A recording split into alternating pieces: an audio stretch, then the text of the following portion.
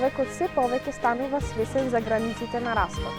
Намалувањето на ресурсите и суровините може да доведат до голема еколошка катастрофа. Шумите се повеќе се исушени, а воздухот е загаден многу повеќе над нормалата.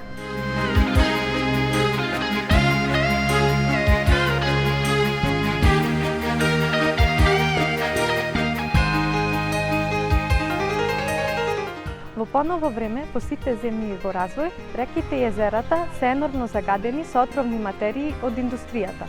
Например, нитратите кои што се присутни во водата за пиење, предизвикуваат труење на крвта кај малите деца, хипертензија кај возрастните, рак и многу други болести.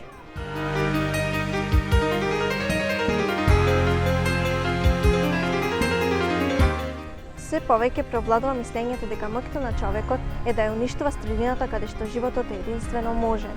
Тоа би требало да се смета за злосторство.